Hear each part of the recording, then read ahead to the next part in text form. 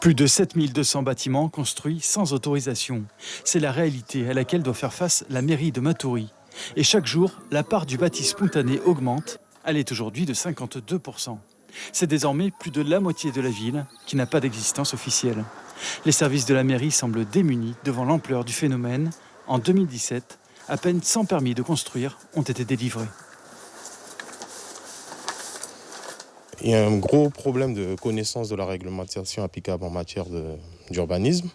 Donc c'est vrai que nous, on incite, on essaye de faire en sorte de porter l'information aux pétitionnaires, à l'administrer de manière générale, afin de l'inciter à vraiment déclarer. Une démarche sur le long terme. Dans l'immédiat, les habitats spontanés se multiplient. Comme ici, au nord de Cognos-la-Mirande, près de Terca. Plusieurs familles vivent dans ce nouveau quartier sur pilotis, au-dessus d'une zone marécageuse. Le site est insalubre. Les occupants des lieux expliquent redouter de devoir partir car leur demande d'asile a été rejetée. Si on casse la maison, ce ne sera pas bien pour les gens qui habitent là. Nous avons loué la maison. Si on ne paye pas, les propriétaires vont nous jeter dehors.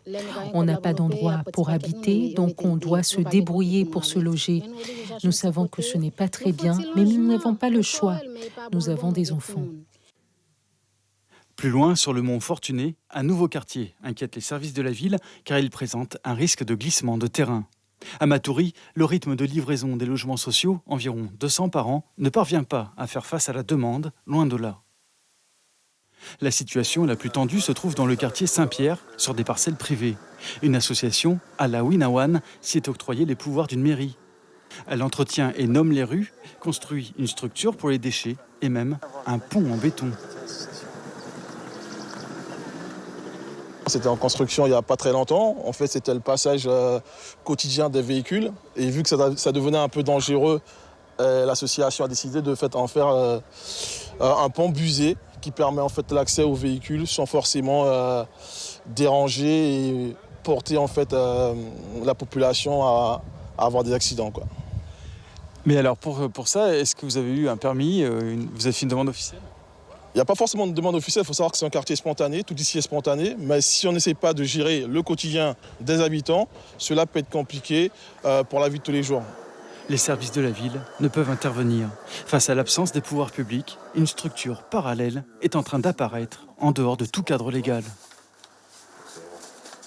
Aujourd'hui, force est de reconnaître que c'est la population qui habite de manière spontanée sur ce secteur qui détermine un peu l'aménagement du territoire de la commune et plus la commune. Les besoins de la population de Matoury et notamment de la population qui s'inscrit ou qui demeure encore aujourd'hui en dehors des cadres, celle qui n'a pas l'électricité, qui n'a pas l'eau courante, qui éventuellement ne parle pas français, n'a peut-être même pas la CMU. Les besoins de cette population-là nécessiterait, si vous voulez, les moyens d'une ville de 100 000 habitants. L'objectif de la ville est de parvenir malgré tout à une rénovation urbaine, mais les pouvoirs d'aménagement de la collectivité sont limités lorsqu'il s'agit de propriété privée. Suivez l'info sur Guyana Première, télé, radio et Internet.